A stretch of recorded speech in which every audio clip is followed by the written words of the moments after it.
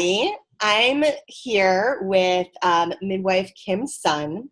She's been a midwife for 10 years and practices as a home birth midwife in New York City.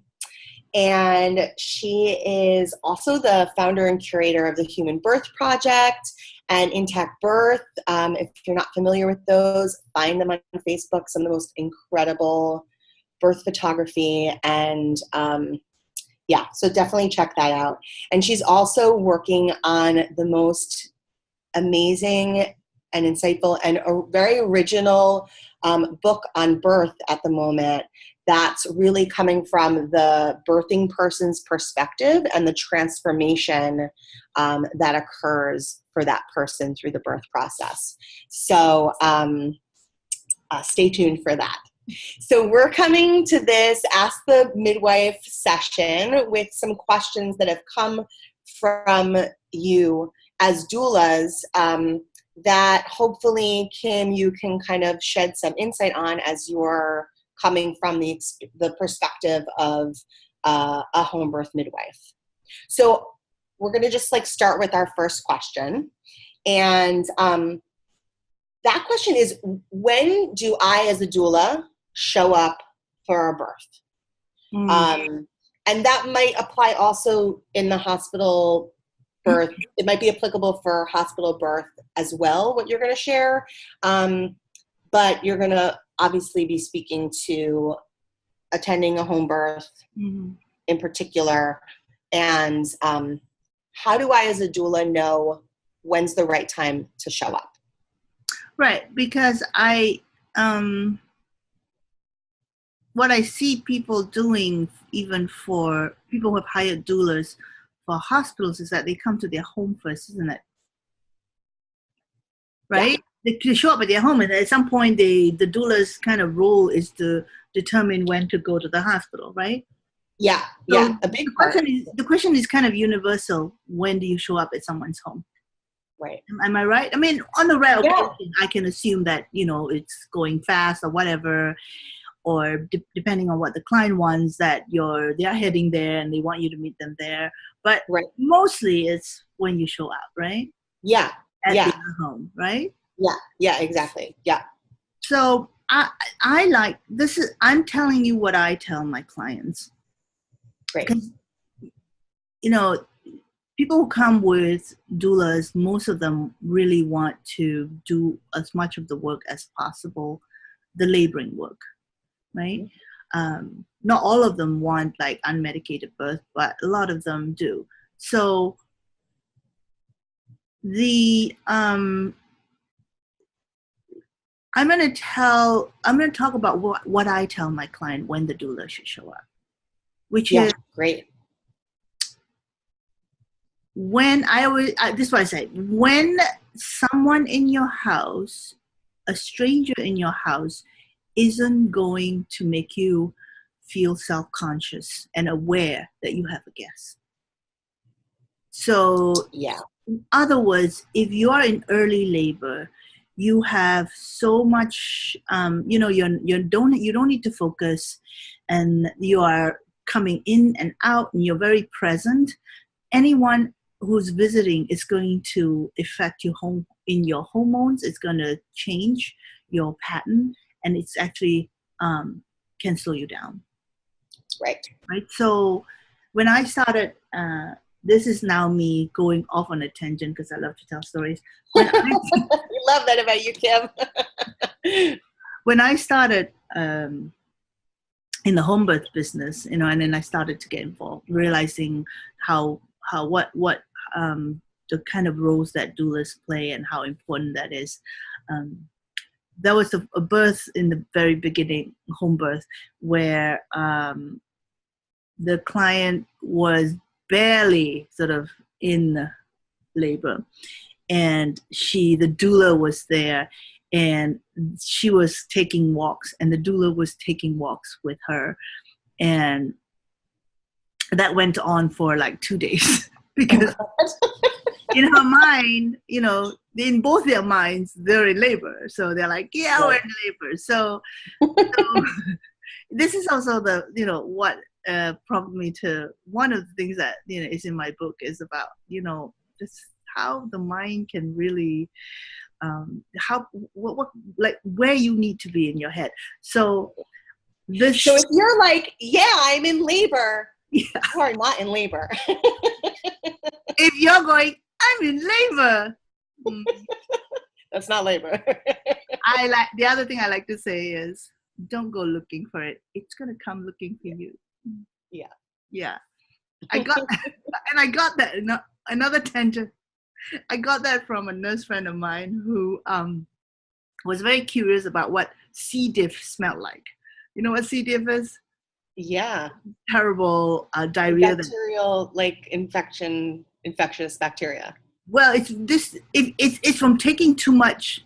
It's being hit with a lot of antibiotics so that your gut microbiome is destroyed, and then you have this terrible diarrhea, and it smells really bad.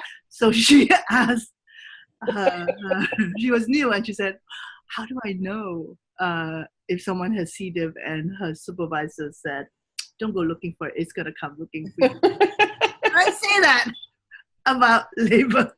Don't go looking for it. It's going to come looking for you.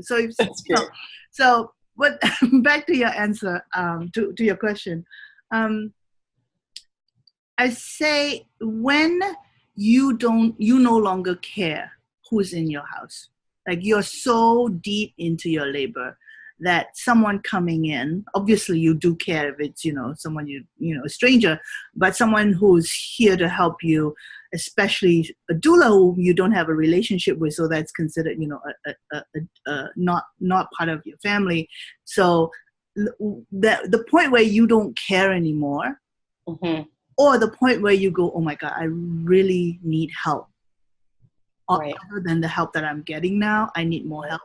That's the time you call doula, so the doula can have that conversation with her client as well.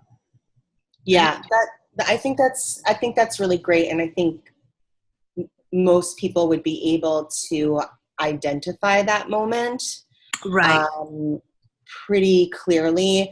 And I tell my clients, I go over a lot of comfort measures in my prenatal visits with clients, so that they have a lot of tools for finding comfort in the earlier part of labor.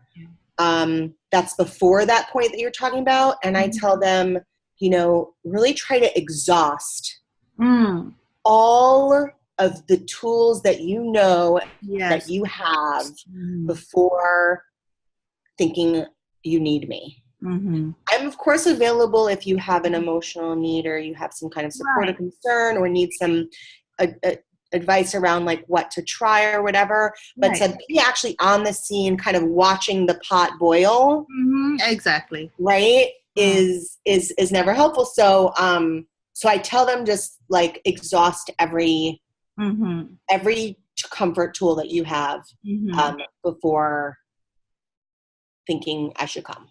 Right. And a doula has to have confidence in saying that, because I imagine that if it's kind of a business transaction, it sounds like you're trying to get out of coming. They can go into that area where like, that's your job. Why aren't you there? Right. So, a doula needs to, I think, speak from her heart and not be afraid to say something like that. For a doula to understand, like, what is it that's going on hormonally? Right. That's that you have to understand as well. Yeah. What can you share, like, what is going on hormonally that it's important to not disrupt or come too soon? Yeah. So you'll find all of that in my book. But can't wait. I know. But so I have a very crazy question I always ask people in my class, that people even go, I don't know the answer to that. Like, so what is the role of oxytocin in labor? If you're talking about labor being like, I like to think of labor as like, a vehicle, like, you're driving from one place to the other. Mm-hmm. And there's a role that the oxytocin plays. What is it? It's the fuel, right? It's the fuel that runs the car that you're on, right? Mm-hmm. So, but oxytocin is so magical in one way, because no one can really understand, the woman's body, so that they're kind of the way it works, in the obstetric world now. You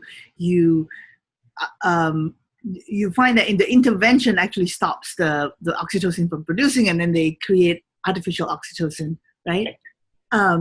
But the woman is this, we are evolved to this stage of like survival mode. So any kind of feeling of not safe, right? That's going to prevent your oxytocin from releasing. So, and it can come into this, it can even go into this area where it's subtle. You're thinking, well, there's a doula helping you. Why isn't that safe, right? But that's what our mind knows, but that's not what our body knows, right? Our body, we are comfortable with the people we visually see all the time, that we can be ourselves with, and we have pheromones. We smell people, right?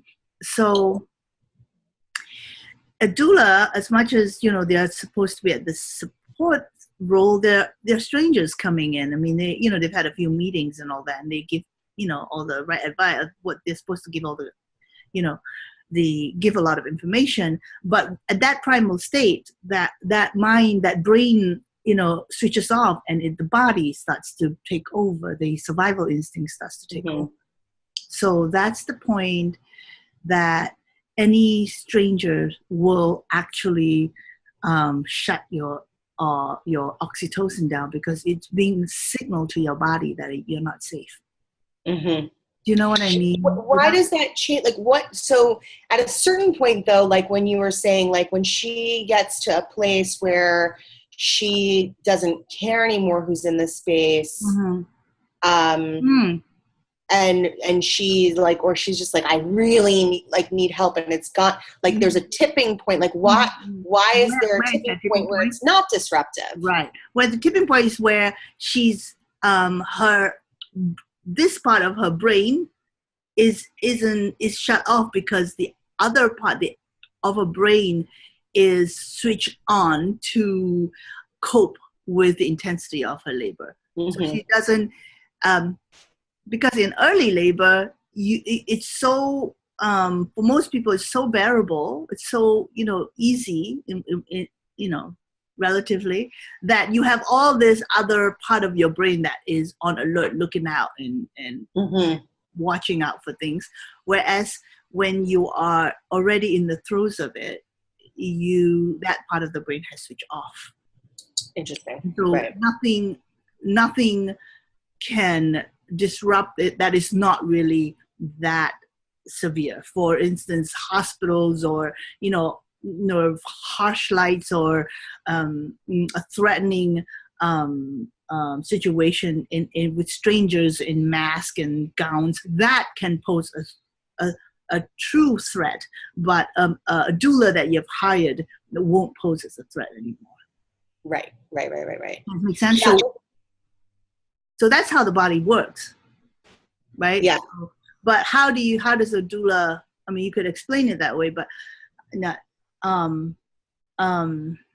The way I like to explain it, I think works well. I even say that, about myself sometimes, but about doing most of the work yourself, and about just that's how you determine it. If a stranger in your home doesn't make you feel like you have a guest that you need to entertain. Right. That's great. That's when you can call your doula, because you're in such a throes that you now need that extra support. Yeah. On the other hand, you can make the other part, which is interesting, is that I think doulas probably need to have this conversation with a client about showing up too early and then being okay to leave. Mm-hmm. Then I have had some conversations with doulas where they feel like the moment they show up, they're on. And Mm-hmm. what if they were showing up too early and their presence is actually stalling the labor? Right. Right? So that can be a very honest conversation that they can have with the client. If I'm there, you're not focused, you're not, going deep because you're, talking to me or chatting with me or, Right. you know. Right. So You're there are not able to times, shift into that other right, brain state. right. So but how do you do that without the client feeling abandoned? Right. Right. So what the way I approach my clients is, I speak from the heart and I really care about them. So if you speak from that point that you really, this is what people are very smart. They know that you're coming from a good place like that and that you really want the best for them. So if you're not afraid to, it's hard because, especially with a new doula, right? It's hard to have that kind of conversation. Yeah, but I agree that the crux of it is that you want to be talking about those things beforehand. Yeah, absolutely. And guiding them to understand when to ask you to come and the caution from that heart-centered place, why not to do it sooner or too early. Right. Yeah. And then sometimes, there are times when the doula actually, the client actually need you early because there are other things, there are questions that they have, there are concerns. And I feel like it's perfectly normal for you to come address those questions. And if you find that after all those questions have been addressed or the client feels safer now or know what to do, then you can say, okay, this part of the job is done. And then if you're assessing and seeing that the client now probably needs to be by herself, then you may have to, the best thing to do may be to leave them to do that. So, for instance, I know that a lot of doula technique is to have the client go into a room, right, in their bedroom, and so make love or just, feel, have a moment with their spouse. And, why do they have to go into to a bedroom? You're in their home. Leave their home. The home. Right. Right? Going into the bedroom is, again, signaling to the body that we have to go hide somewhere, right? Yeah. So I in my learning through trial and error as a doula, I have for sure, on probably several occasions, but one that stands out, I remember laboring with this woman all night because I mistakenly said to her partner, I said, if you're tired from supporting her, you could call me in if you lost steam. Right. But so he called me at like 10 o'clock at night because he wanted to have a normal night's sleep. And I went and I ended up staying with her all night with no labor happening. And then at a certain point, we tried different things. They went for a walk. I went out and I got something to eat and came back. Nothing was happening. Nothing was consistently happening. And then I was like, you know what, guys? I think I need to leave. Yes. And I left, and she called me on the subway ride. I came out of the subway to a message from her saying her water broke, contractions have picked up, and they're going to the hospital. So this wasn't a home birth, but it was totally illustrative of exactly what we're talking about. And I learned from my mistakes. I never say anything to the effect of call me when you're tired or when you want to go to sleep to the partner. They should be just exhausted from trying everything before. And again, I do think what you're saying is totally spot on. If you deliver that from the heart and from experience and from the place of you're really looking out for their birth experience and to not get in the way of that, then I think people will totally hear that and do their very best to comply with that. Right. There's a word that's thrown around a lot, the cliche word authenticity, but it's a really useful word. Just be authentic and, admit that you may be new, but this makes sense to you, so it keeps the conversation going, even if, you haven't exactly been able to explain everything to, perfectly. You can continue to have that conversation. I think clients appreciate that because what they want to know is that they have someone who will communicate with them. The other thing that's kind of funny about your situation is that when you went there, that labor wasn't actually happening. So it wasn't as if it was, besides the fact that, oh my God, Kimm, you know what was the funniest part about it? She kept getting up. She was lying down to rest. And then she, like, every, like, I don't know, 5, 6, 7, 8 minutes, she would, like, get up. Mm-hmm. And I was like, why are you getting up? Like, this is the time to rest and save your energy. Mm-hmm. And she's like, well, if I stay lying down, the contractions don't come. Mm-hmm. And I was like, right, you're not yet in labor. And I didn't say it like that, but I was like, you know what I call that? Pushing a boulder up a hill. It's exactly. Yeah. That's looking for labor, right? That's exactly the opposite of what your nurse friend said to you. So, don't go looking for it. Yeah. It's going to come looking. Yeah. But these things teach you so much, so just speaking to the audience of the doulas watching this, we're here to offer, your insight, Kimm, and this kind of conversation to share from experience and from knowledge base, what to do. But you're gonna get caught in those kinds of situations and learn from those experiences too, right. And that's also fine. And that's why I like the idea of keeping that door open to, like, what the whole purpose of it is. Not about, like, I may leave you, in the middle, it's not about that. It's about, like, what's best to get you into this functional labor. How do we get you there? Right. And how can we help it get you there? And obviously you may get a client who's,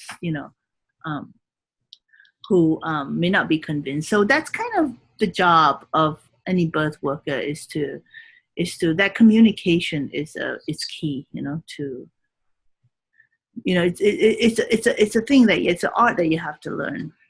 I always find that my clients, the way I am as a midwife is just very straightforward. And I really try to speak from my heart because, first of all, it's a lot more fun. You're exploring you're getting to know a person. It takes so much work, but you get into this wonderful place because there's another human being that you're connecting with. So I know from years, I guess, from doing this and just maybe from my personality, that if I just, speak right from, like, I just have an open heart surgery and really talk, and it works because they know that, and that's what they want more than the information. Clients want to know that you're there for them, right? So even if you come from a place where, okay, I've only had 2 home births, but this I know, or that I know, or this we will try to do together, I think that's a beautiful way to build a relationship with your client. Yeah. Awesome. Kimm, thank you. I love everything we talked about here. So I think this is going to be a nice segue into our next topic of maybe, like, what's the difference between our role at a hospital birth versus a home birth, and some of the other questions that you guys have shared. So we'll explore that in our next conversation. But thanks for, being with us here today and listening and watching. And hopefully, I know you've taken something away because this has just been a really a useful conversation. So if you have other questions, either that pertain to this particular conversation we've had, or other questions that you want to ask Kimm more generally, you can contact me by email is probably best. It's Yiska, Yiska, at Yiska Obadia, Obadia.com. And thanks for watching and listening.